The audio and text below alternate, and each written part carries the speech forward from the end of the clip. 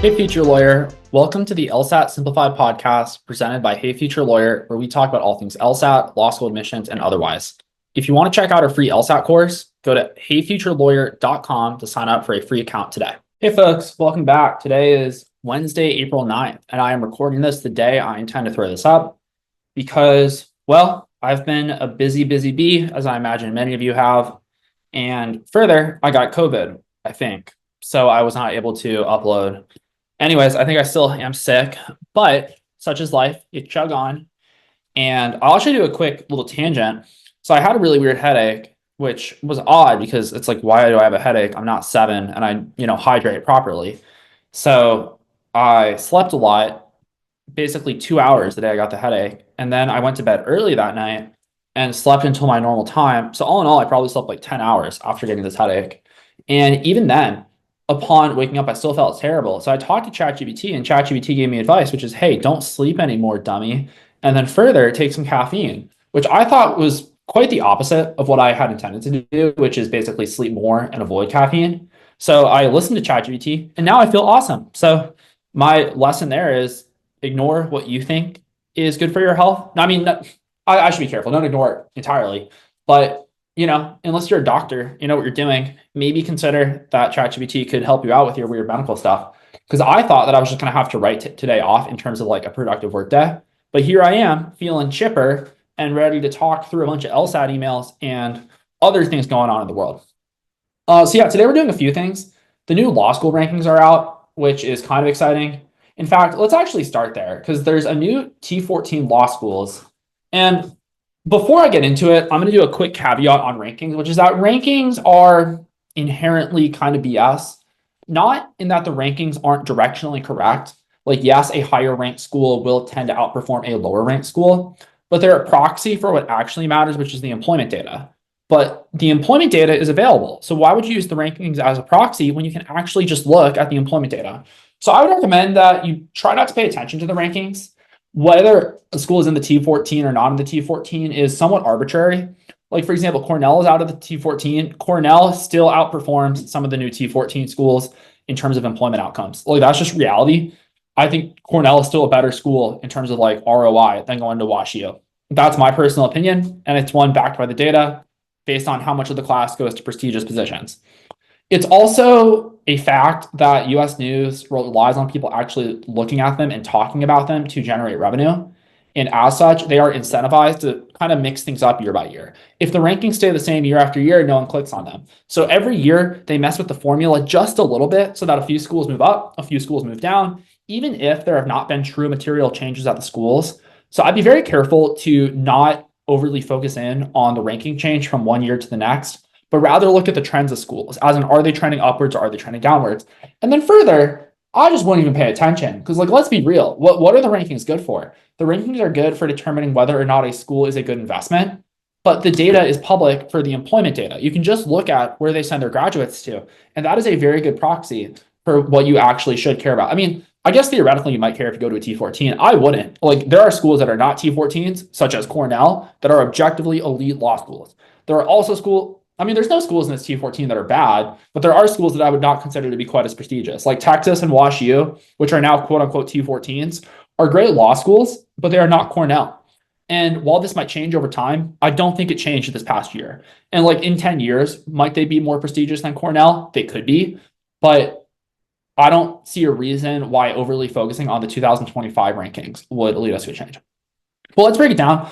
So anyways, at the very top, we now have Stanford and Yale tied. This is unprecedented. It has always been Yale at the top, but Stanford has also always been an elite school. For the longest time, the very top was Harvard, Stanford, and Yale, and the three of them kind of interchanged. But now it's just Stanford and Yale at the top.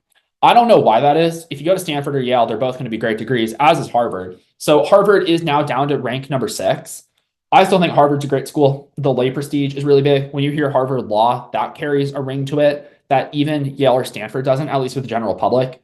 Like, yes, in the legal world, Yale is a step above Harvard, but in the general world, people tend to really respect Harvard law. And obviously in the legal world, it's still just as respected. I'm just saying in the general world, people view Harvard as like literal number 1, even if it's not. So whether or not Stanford or Yale's number 1 doesn't really matter. They're all elite schools.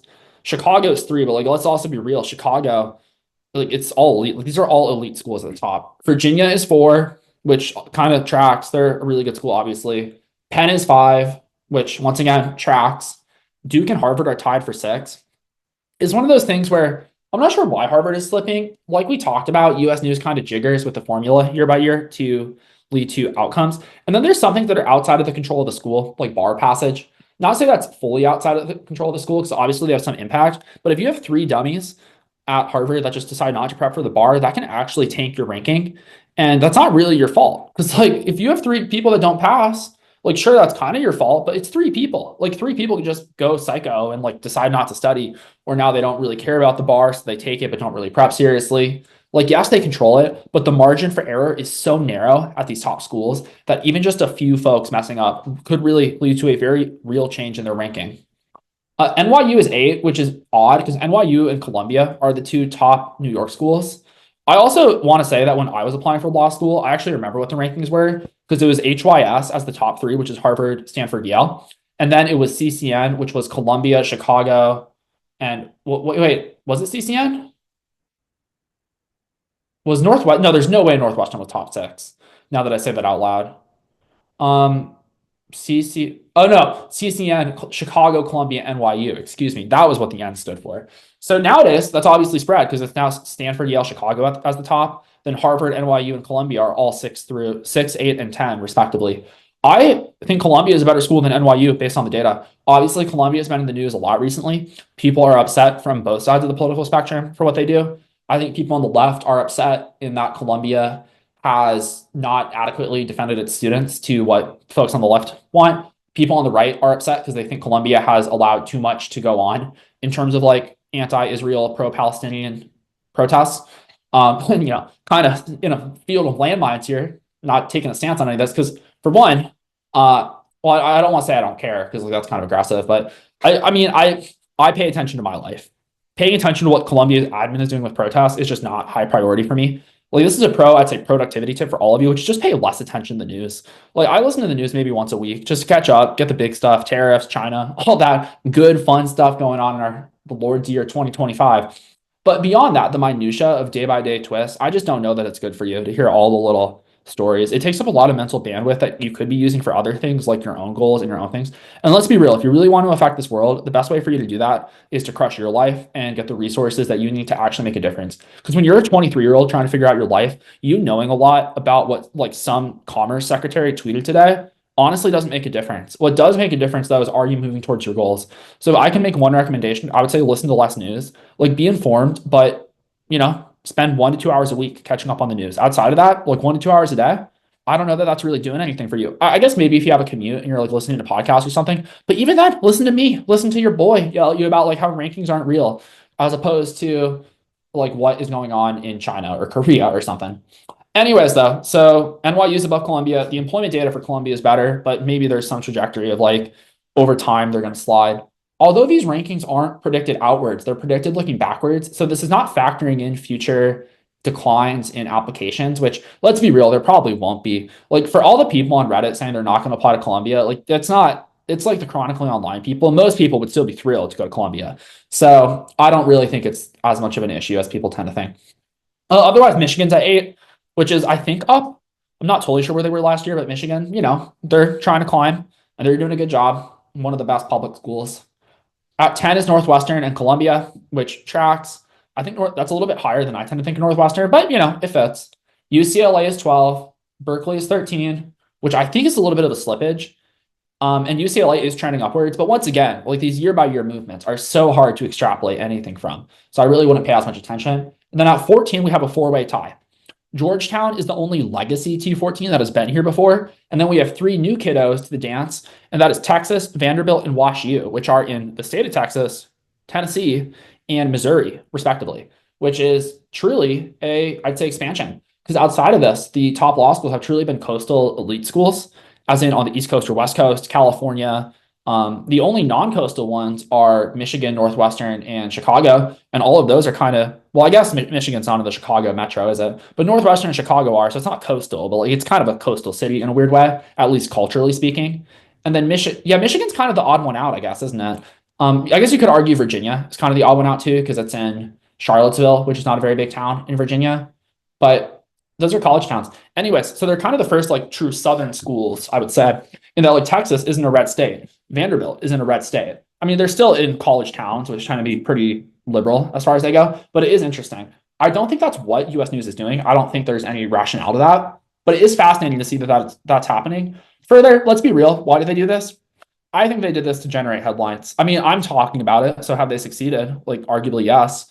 But realistically, is Texas any better of a school than it was last week? Like, no, it's not. It's still the same school. Even if they're going to call themselves a T14, they're not a T14, at least in terms of historical prestige. Cornell, I would still argue is, which does get you to kind of what is a T14. People have different definitions, and I guess both are technically correct. The first is who is currently ranked in the T14, which is what I actually tend to prefer as someone who's very literal. So in that sense, I would prefer to call Texas a T14 than Cornell. But people often also use the T14 as more of the kind of the group of these schools that have this historic prestige. And Texas, while an elite school, just has not quite gotten to that point. When people hear Texas, they truly view it as more prestigious than Cornell. So for my purposes, I would consider both to be T14s. I would consider actually there to be 18 T14s now, which is rather, what's the word?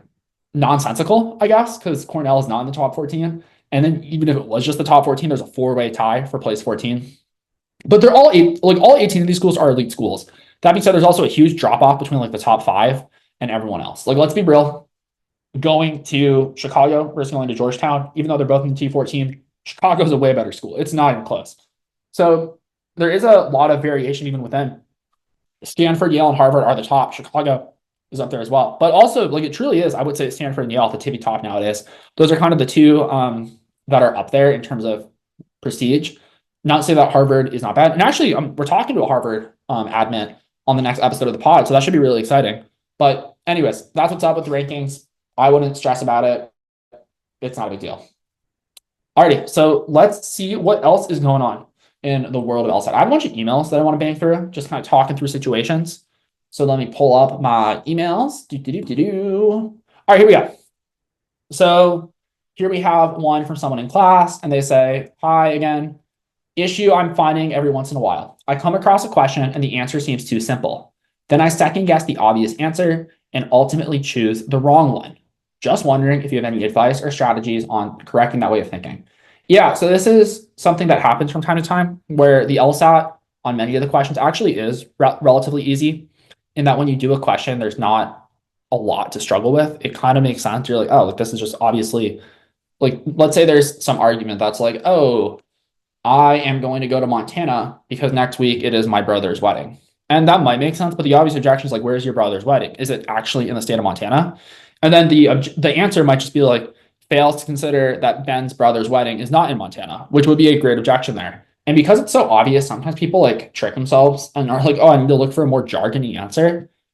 I'd say the good thing with this problem is it's really easy to fix, and the way you fix it is via repetition. So the more you do this question, the better, or not this question particularly, because like, let's be real, please do not do the same question back to back to back. But instead, the more you do these simple LSAT questions, you'll recognize that this actually isn't that crazy, and that it's not that you're overthinking it. It just actually is easy when you're doing it properly.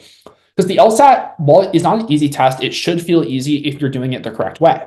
And doing it the correct way is hard because it requires reading and really digesting the passage or the argument. But if you do that, then the questions are so obvious because you're like, oh, the obvious issue is where is Ben's brother's wedding? Is it in Montana or is it elsewhere? And if you see that issue, you're just like, that's obviously the answer. Occasionally people do get burned by this because they overthink it. They're like, I'm not going to pick that because I'm worried. But that's just something that you will learn via getting burned by that problem. Because if you get burned by it over and over, eventually you're just going to stop picking it. All right, that was a quick one. So let's keep chugging. This is a chain of emails I've had with someone. So let me look through it. So they reach out and say, hey, Ben, I hope all is well with you. I took a full-length PT yesterday and today and scored a 167 on both. These were my first full-length PTs, and I have 3 70-minute sections with accommodations since September. So quickly noting, for those of you that don't know, the time limit on the LSAT is very much so fictional. You do not need to take it in the 35 minutes. All you have to do is ask, and LSAC will give you bonus time. I mean, it's a little bit more complicated than that. But if you want to see it, go to our free curriculum. It is lesson 9.2 that talks about accommodations. Further, you can get the 4th section removed, and you can just take a 3-section test. So this person took their test and got 2 167s. They say, 167 is lower than the scores I was putting together after doing daily practice sections.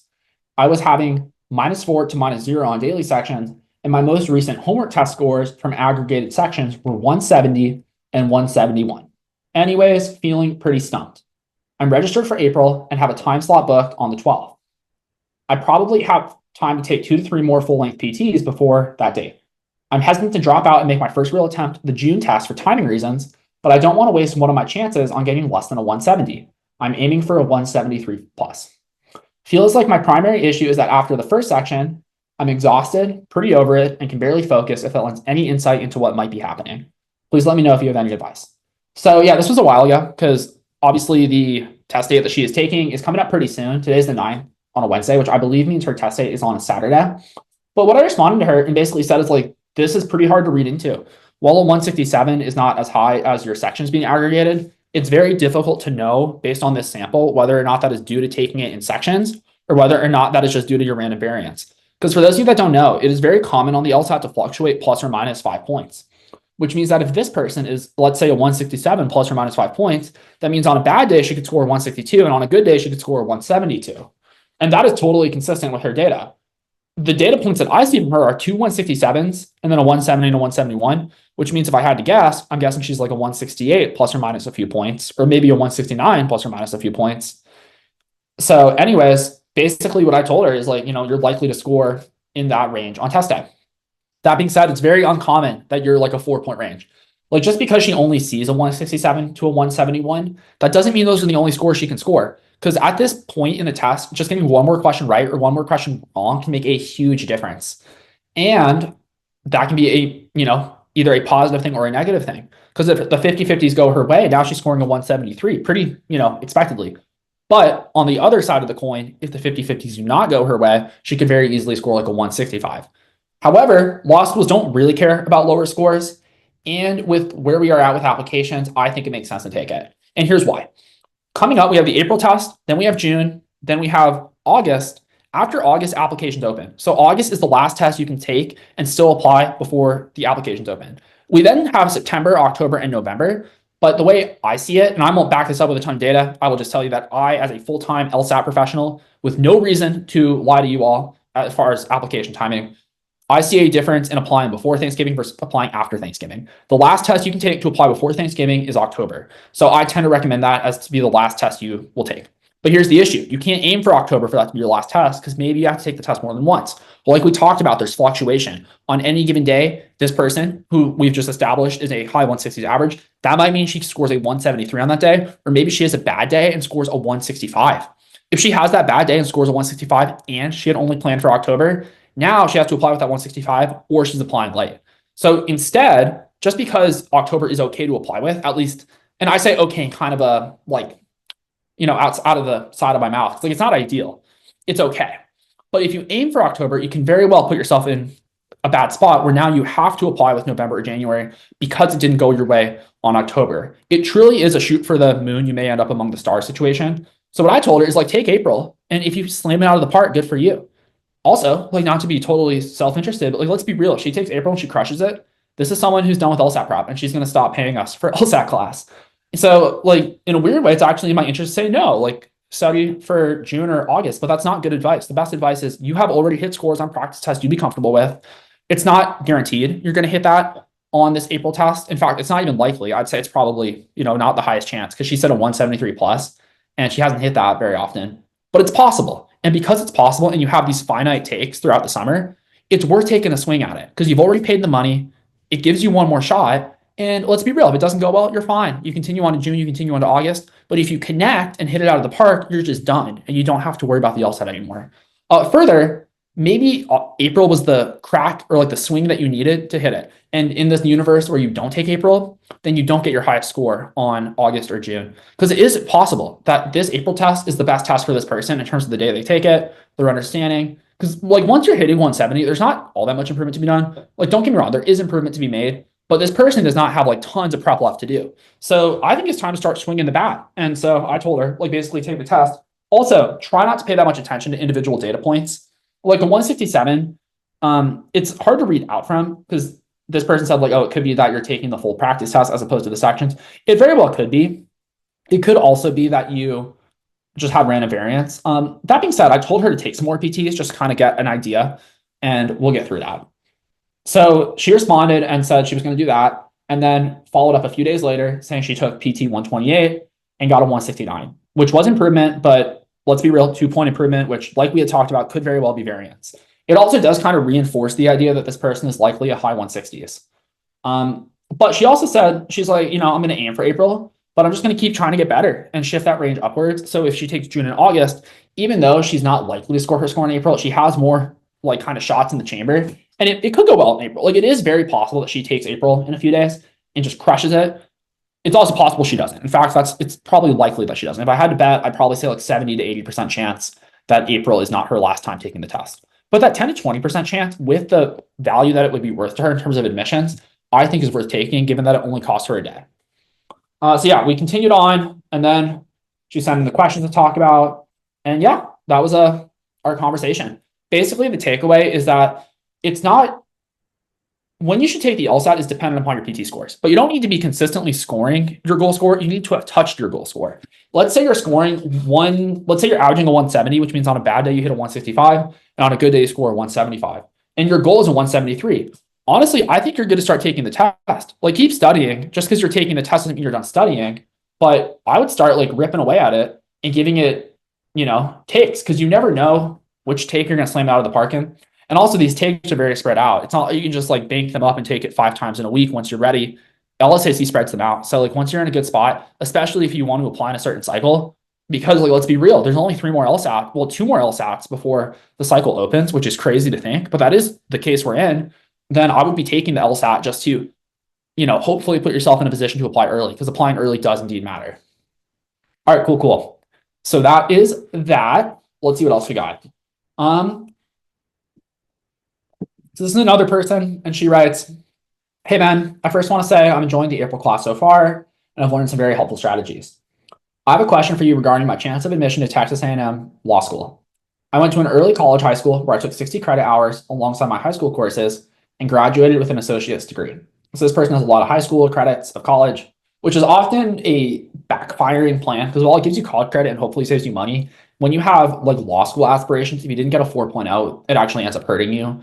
Because, and like, let's be real, you're 16. So it's unfortunate that like your little 16-year-old self and your like poor study habits carry with you. But the way LSAC does grades, it does carry with you. So it's unfortunate. Anyway, she continues, while I was in high school, I was a highly unmotivated and lazy student who did not care about my grades. Yeah, which like that probably applies to a lot of people when they're like 16-year-olds. It's unfortunate that you took grades that count because you are stuck with them, but it is what happens. They continue. There were several classes where I was perfectly happy with getting a C rather than shooting for an A, which I was capable of. Now that I'm applying for law school, my dual credit GPA has followed me. My institutional GPA is a 3.6, and by the time I apply in September, it will hopefully be a 3.875. But my combined GPA is closer to a 3.0 to a 3.2 due to the GPA my 15 to 17-year-old self-acquired. My dream law school is Texas A&M, which has a super high GPA median of 3.97 and a median LSAT of 166. Do you think I have any chance of admission with a high LSAT, or is my GPA just far too low? Should I consider retaking class over the summer? Is wanting to go to this school just a pipe dream, and should I consider other schools? Which I have others in mind, but A&M is my top choice. So yeah, let's break it down one by one. So first off, you're right. Your GPA is going to really hold you back, but retaking classes doesn't matter. LSAC does not honor retakes as far as a grade recalculation. What they will do is they will calculate your new GPA with the new grade. So say you got a C in a class and then you got an A in it the second time you took it, they'll count both of those. But what they won't do is they won't replace that C with an A. So you're still stuck with your C. You just add the A in addition to it. But that doesn't really help you out all that much. So your GPA is not going to be able to get moved that much. Further, it's going to be hard to really move it, because like the way math works is once you anchored yourself out like a 3.0 or a 3.5 or whatever, every A you get only moves it a little bit. So it's not like you can get yourself to a 3.8 or 3.9. Even with like taking a ton of classes, you're still going to be really fighting to pull it up, which puts you in a situation of you're just going to need to crush the LSAT. Texas A&M is a school that is trying to climb the rankings if you get the medians. And a way you can take advantage of that is to get above LSAT median. And that being said, you're going to need to write an addendum explaining that your GPA is not as bad as it looks. But let's be real, the reason they don't like your GPA has less to do with what it says about you as a student and more to do with how it hurts their ranking. These schools are not evaluating you. Like, let's be real, you're saying a 170 and a 175 LSAT is not that different in terms of do they have the skills for law school. What is different is how they report you to US News, which does matter because, like we just talked about, schools really care about the rankings. People care about the rankings. It gets deans fired and deans hired. So it is tricky because, like, they're not worried about, like, let's be real. Your 3.8 is more representative of who you are as an adult because that is you as an adult versus you as a 15 to 17-year-old. But for the US News purposes, they still need to report you as such. So I'm going to pull up Texas A&M's 509 report. For those of you that don't know, every law school in the country has to put out a 509 report, which is an aggregation of data of the entering class. You have their median off. It is up to a 168. So you're going to need to clear that with their GPA being a 3.97, and you're below even their 25th. Their 25th is a 3.56.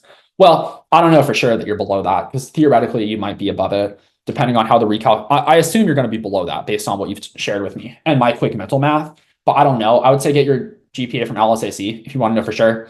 Either way, though, we know you're going to be below their median for GPA, which means you're going to need to compensate for LSAT. And their LSAT's at 168, and that might go up next year. I mean, it might stay the same. But if I wanted to feel good about Texas A&M, I'd be aiming for a 169 or a 170. Realistically, if you can clear that 75th percentile, which at Texas A&M is a 169, that will also make a difference. So I'd be aiming for a 170 plus, 170, 171. Beyond that is kind of gravy, at least at Texas A&M. But realistically, if you want to go to A&M, you're going to need to really do well in the LSAT. This is not optional. You're not going to get in with a 155. You're not going to get in with a 162. You're going to need to clear a 168 or higher, ideally higher.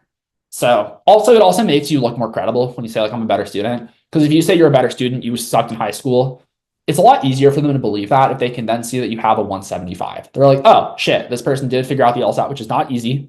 There's a reason only 1% of people do it. And so it's a lot easier for them to really take your word for it when you are claiming that you are a more intense person. But let's see what else we said. And they said, so they said they were aiming for a 170, 173, which I basically confirmed and said that's what you're going to have to shoot for. So, with that, a high LSAT cures a lot. Even still, I don't know if that's a guarantee, but a high LSAT is a guarantee if you spread far. Like, I don't know what schools are going to be looking for high LSATs next cycle because a lot of it's very random depending on the whole, landscape of admissions in terms of what applicants they get. Sometimes they get a lot of high GPA applicants, in which case they need to balance those with high LSATs. Other times they get a ton of high LSATs, and as such, they're just not as desperate for any individual person with high LSAT. And you just don't know what schools are going to be which. So you have to apply broadly when you're a splitter, which this person will be. And for those of you that don't know what that word is, splitter is someone who has a high of one number and a low of another.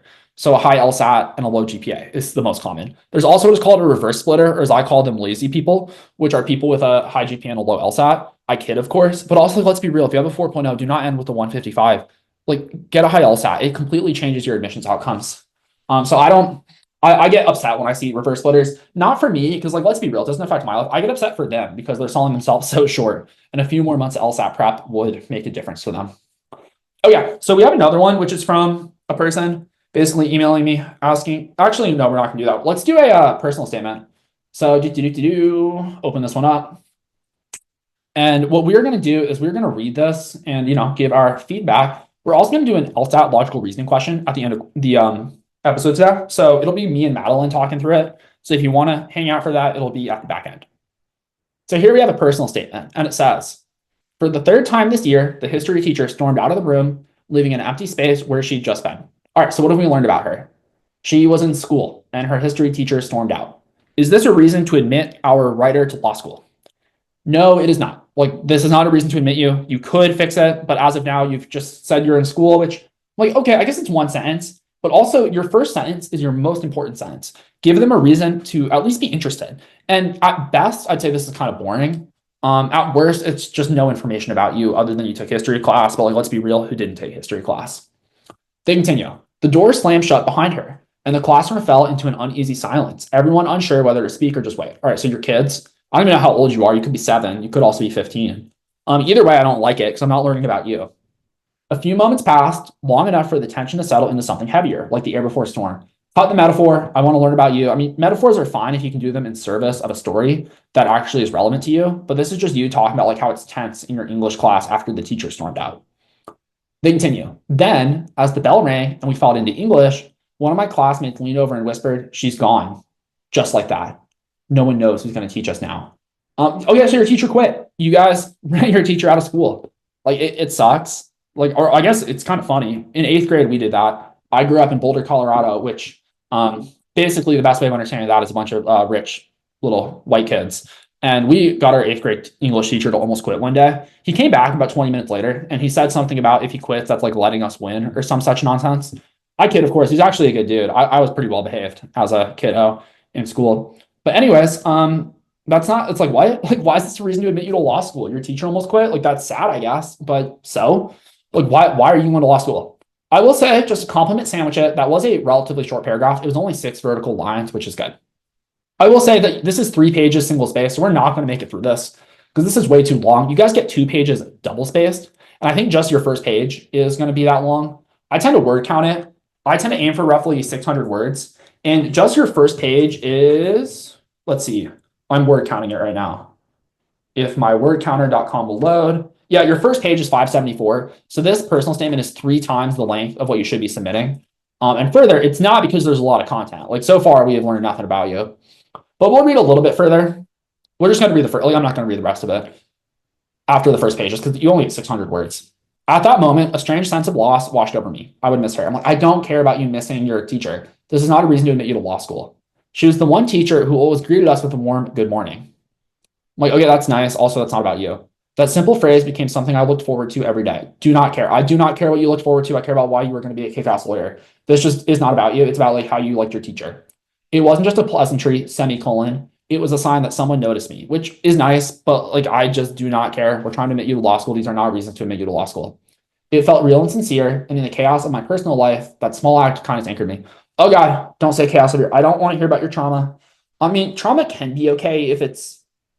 I should say generally don't talk about trauma because most of you fuck it up realistically. It can be done okay, but most of you do kind of just make it like woe is me essay. You haven't done that. I'm just worried that you're going to because you've now said the chaos of your personal life. They continue. In her class, students often talked about how much they wanted to go home, but for me, the thought of it was something I dreaded. That sucks. Like, I'm sorry to hear that things are unsafe at home.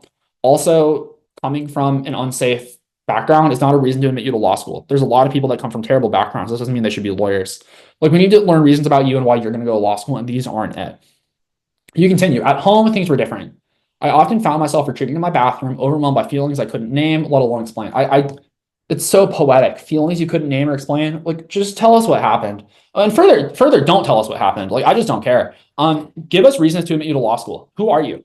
What have you done? I've learned that you went to school, presumably public school, as did literally every other applicant you are competing with. There is not a single reason to admit you to law school, and you are halfway through your personal statement. I know for you, you're only halfway through paragraph 3, but in terms of space, in terms of the 600 words roughly you get, you've used 300 of them. And I've learned nothing about you. Like, this is what you guys need to not do. Please give us reasons to admit you to law school. I don't know if you all remember back our Mormon friend from a few episodes ago. I had some real suggestions about how they rephrase it, but in contrast, that person had a lot of things that they did. And while I think there was more to kind of twist in terms of they talked about their mission, they also talked about working at a courthouse. I learned those things. They served a mission and they helped people in Chile, I want to say, or maybe it was Peru, but some South American country. They I think built homes or, all the lovely stuff that the Mormons do, along with converting people to their, I kid, of course. But we also learned that they were a legal assistant. So we learned things. I learned nothing about our writer of this statement, and that's a problem. We need to learn reasons to admit you to law school. And at best, this is a woe is me. I had a rough childhood. Please admit me to law school. And that just does not work. I promise you, these admissions officers they don't care. But they continue. My body would ache as though it had been battered, my mind spiraling into confusion. The uncertainty of it all paralyzed me, yet I kept it hidden, buried deep inside for fear of asking for help. I feared being misunderstood, so I stayed silent, enduring in silence. So yeah, it sounds like you had a rough childhood. But is that a reason to admit you to law school? Like, once again, it's all coming back to that. Are these reasons to admit you to law school? And they're just not. This is not your best foot. I promise you, no matter who you are, you have better reasons than this. So I would lead with those. Although this person did submit this in November for this application cycle, so I'm a little late on the helping them out. But also, that's what you get when you don't pay me. You get feedback on my schedule. For what's worth, if you ever want quick feedback, you can shoot me an email. I would do your essay like the day of, basically. Actually, no, I won't. I won't do it the day of. I shouldn't make promises I can't. I'll do it within like 48 hours if you ever want feedback. Assuming you pay me, not for freezies, because like your boys got to run a successful business. I can't just be I put out a lot of stuff for free. If you want free help, I feel like I do more than my fair share. But if you want like individualized personal help, that I have to charge for because we live in reality. Okay, although occasionally some of you are surprised by that. You're like, wait a sec, you charge for personal? It's like, yeah, if you want like free help, like what the fuck are you talking about? Anyways. They continue. I vividly remember a day towards the end of sixth grade when I arrived at school with visible bruises on my body. I'm like, that sucks. I'm sorry. Also, I could not care less about you showing up to middle school with like bruises. It just does not matter.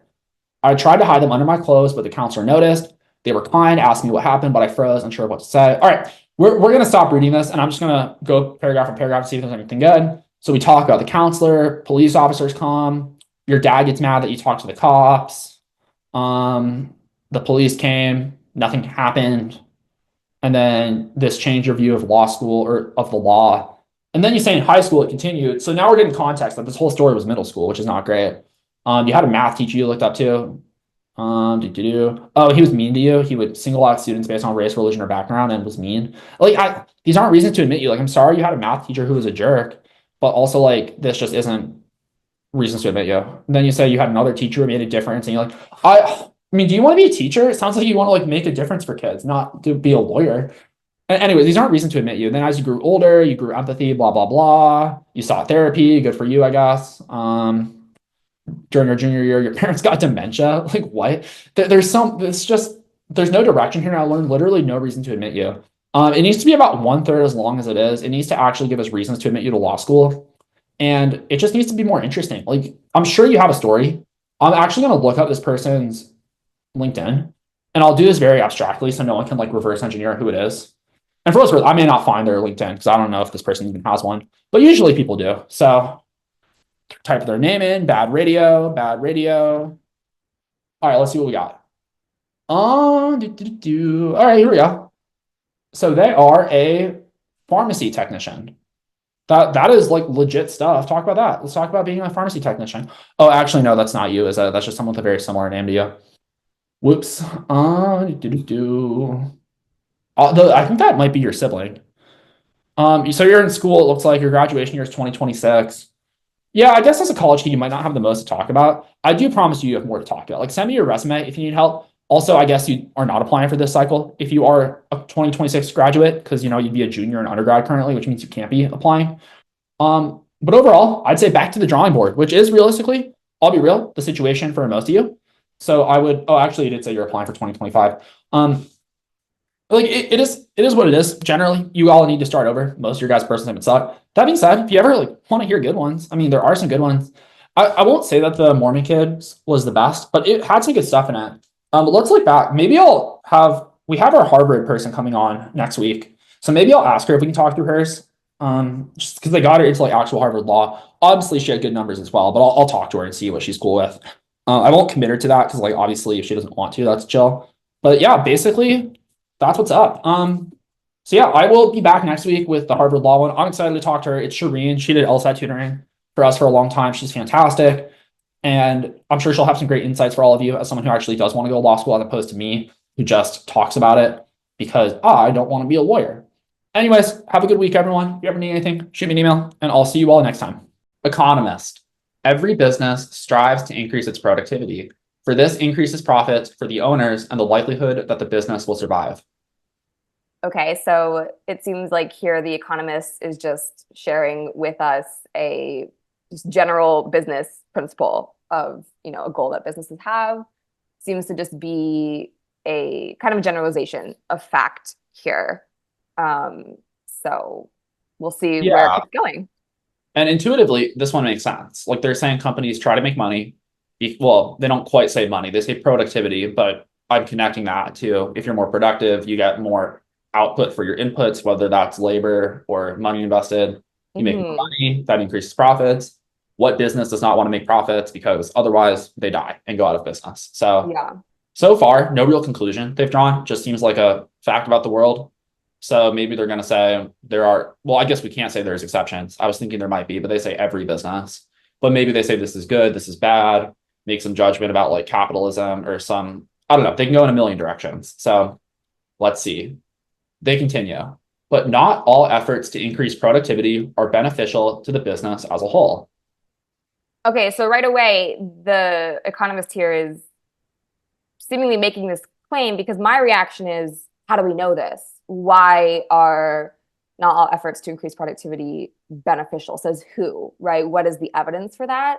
So continuing with the argument, I am hoping that or I would want, I suppose, the economist to explain this. But, it may, depending on the context, it may just be something that we accept and goes on to make a different claim. But as is, I feel like this is not an explained statement. They're saying it's Yeah. beneficial, but how do we know?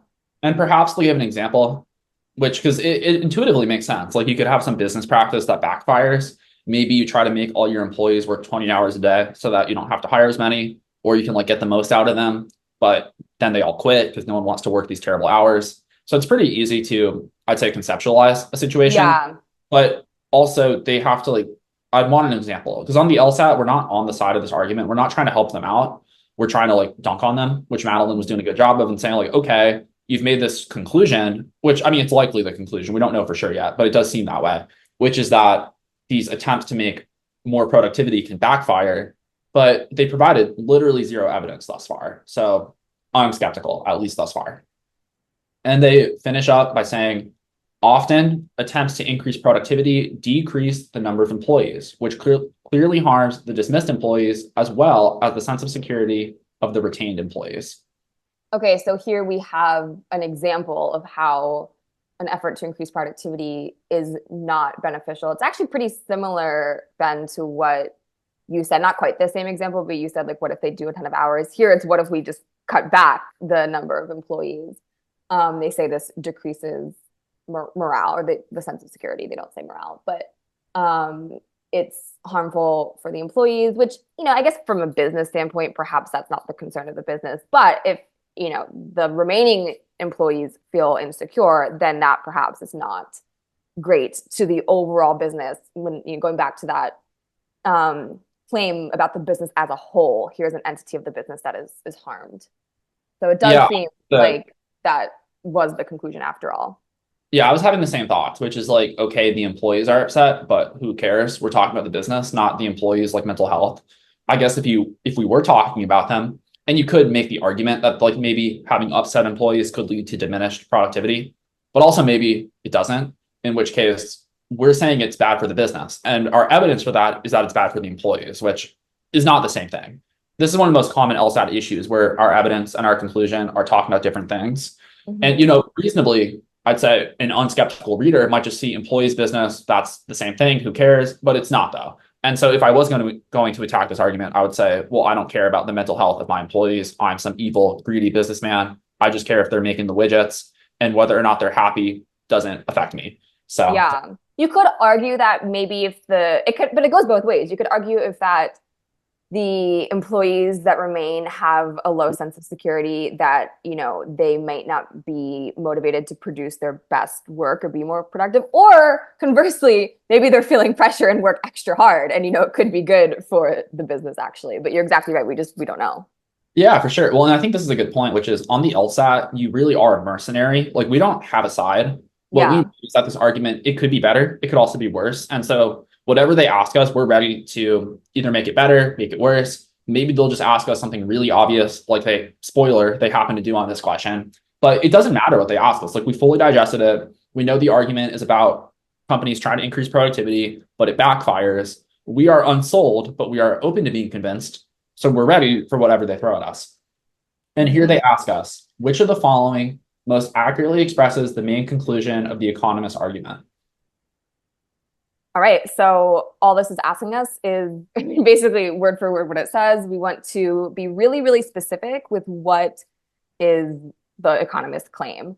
And when I attack a question like this, I like to get very surgical with it. Like we are going right to the text. What can we tangibly, concretely identify as being that conclusion?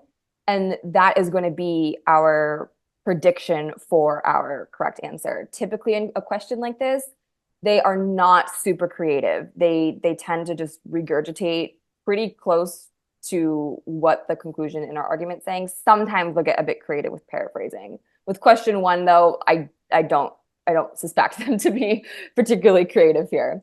And so, as Ben and I said, we would say that the claim is that not all efforts to increase productivity are beneficial to the business as a whole. That was they give a reason for that. It's a statement that the author gives evidence to support.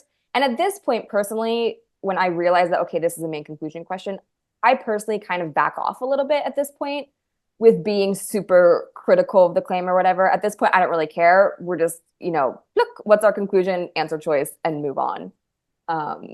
Yeah. I won't die on Yeah, the it's a hill good anymore point. of like if it's good or bad. Yeah, because once we know it's a conclusion, our whole job is just what was their point. The good Yeah, thing is by attacking it critically, we know what their point was, which is that exactly. not all these efforts actually have the intended effect. Whether or not that's proven, we still had our doubts, but our doubts are now flushed. Like we don't care. It's just what was their point? And it's that, hey, sometimes we try to increase productivity and it backfires. It's very worth making that prediction, really, regardless of question type, because what it does is it'll make many of these answers just totally off. Hmm. So starting with A, they say if, and I personally am already pausing just after that first word. Like, Madeline, what do you think? Would you continue to read A or how I far? mean, no, because it's a conditional statement. It's hypothetical, right? It's this, new information that we don't have in our argument. If our conclusion was also a conditional statement, if the claim said if blah blah blah or some variation of that, then yeah, I would keep reading. But right away, we know that our conclusion is very concrete. Not all efforts to increase productivity are beneficial to the business as a whole. That's it. Yeah, Um, it's worth noting, like, we spent a lot of time thinking about the argument, and we're spending substantially less time on these answers. Like, it's just one of those things where if it's not lining up with what we know the answer is, we can get rid of it. So, by knowing that our conclusion was not all these efforts work to increase, or not all efforts to increase productivity actually help the business, then they're saying, like, oh, if an action taken. I'm like, well, we weren't talking hypotheticals here. We were talking about in the real world, they actually have this impact, which is that they do not always work. So you can be very nitpicky in terms of how you get rid of wrong answers.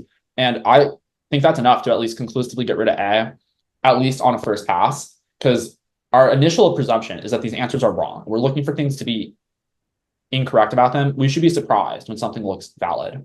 mhm. So yeah, moving on to B. Some measures taken by a business to increase productivity fail to be beneficial to the business as a whole.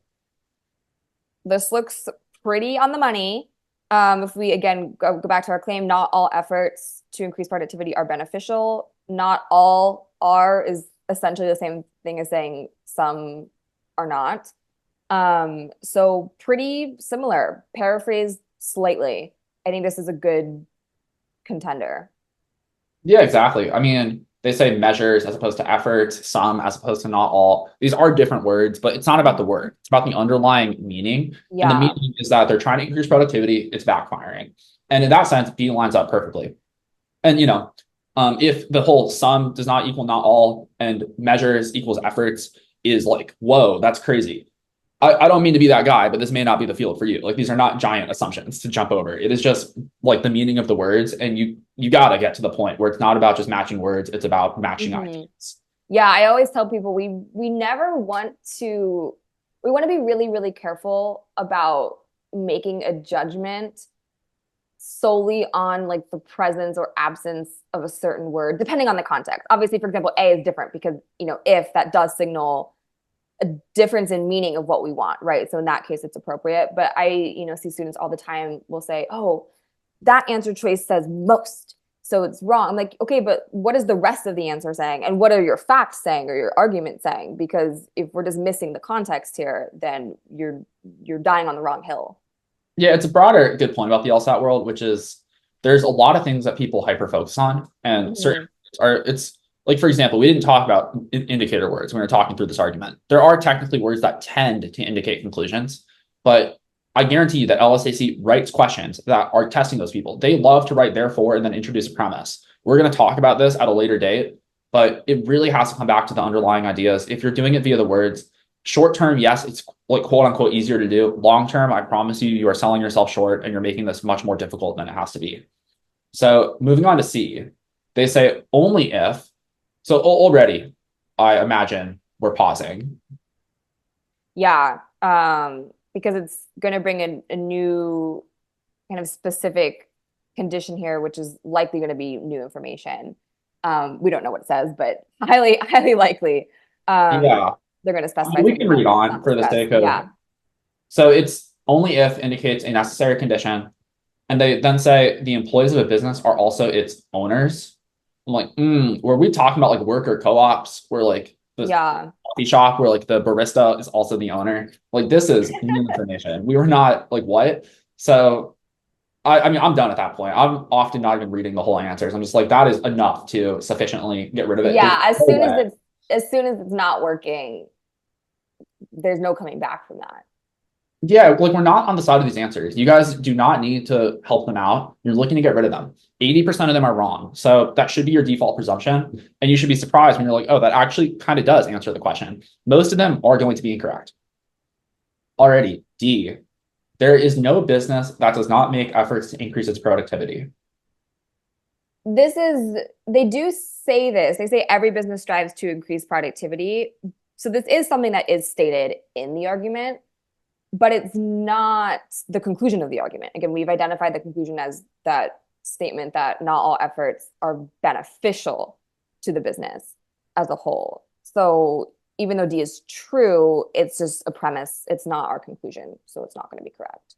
Yeah, exactly. And the way we know it's the conclusion, or sorry, that it's a premise supporting our conclusion, is that this was the evidence for our other claim. Like this is just a fact about the world. Businesses are trying to make money or productivity, I guess. I'm equating that with money in my head. But that's not the point. The point is, but some of them fail to do so. And that's what we care about.